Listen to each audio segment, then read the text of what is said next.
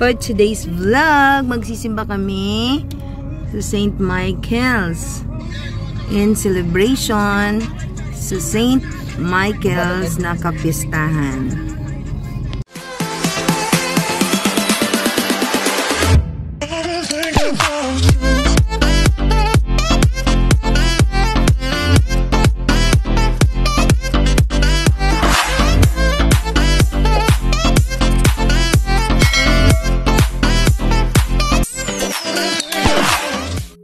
Kasama ang aming bugoy.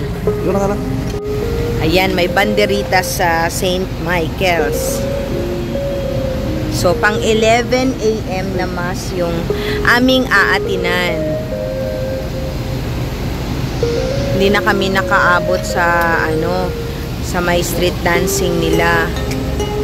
Kaya okay lang. Ang importante, makasimba kami sa kapistahan ni St. Michael's. Nasa labas kami nakaupo. Yan yung simbahan. Dahil ang aming baby sayon ay bawal sa loob. Kaya nandito lamang siya. At ang buga ng aircon ay mararamdaman din namin. So, 10:20 na. 11 AM na misa ang aming aatinan. So, while hindi pa nag-i-start, punta tayo papasok muna ako sa simbahan.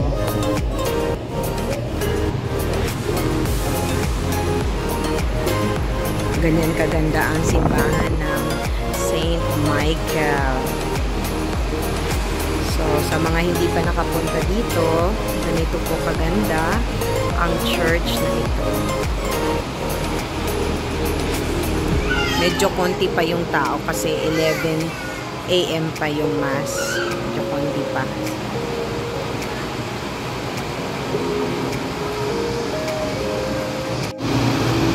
Medyo abante tayo konti doon sa altar. Ayan.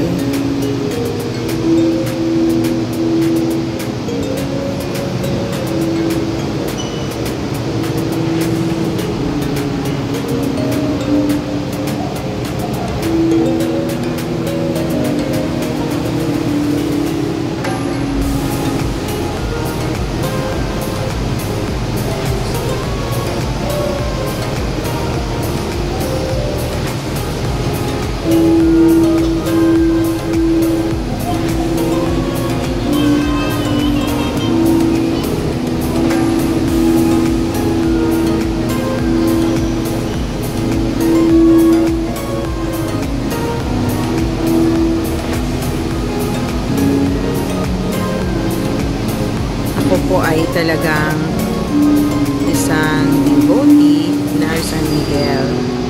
Kaya pag fiesta niya, pinagsisikapan kong makasimba talaga sa kanya. Kaya hintay-hintay pa kami kasi 11 AM pag Sunday, last mass in the morning. Sa tapat na building ng church na ito ay merong mga empleyadong nagtatrabaho at naglilinis ng building. Kaya kasama sila sa panalangin ko na maging safe sa araw na ito.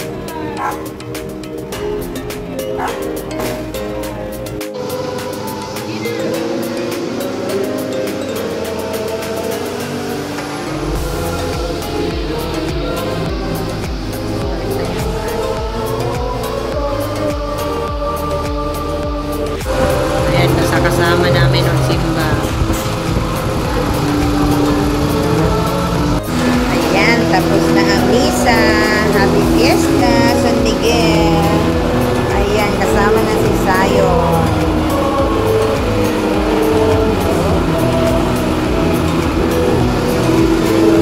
Happy Fiesta.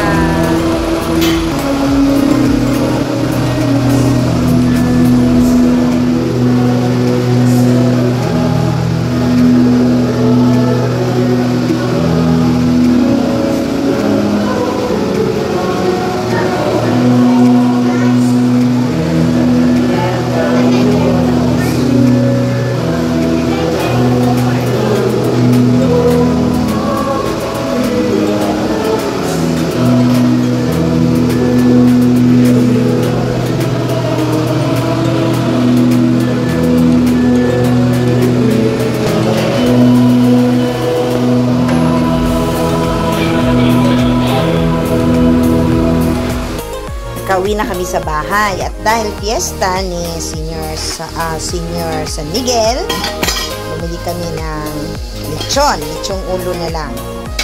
Ayan. May bawas na siya kasi kumain kami, maaga namin to pinili. Kaya yung mga balat wala na. So, meron kami pangsala dito. Ayan, soft drinks. Tapos, nagluto si Daddy ng pansit. So, ayan guys, ang pansit na luto ni Daddy. Special pansit yan. Ang dami-daming mga sahog niyan. Yan. Oh!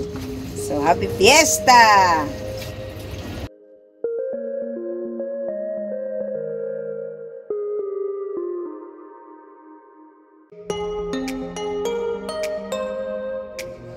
Okay, ito yung kakainin kong pansit.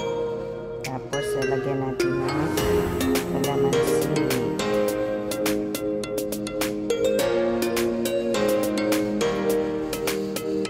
Ayan. Ang pansit.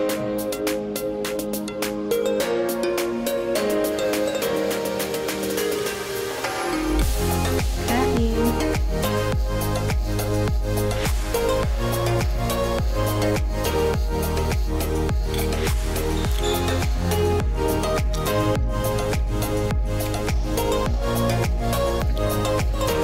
Thank you for watching, everyone!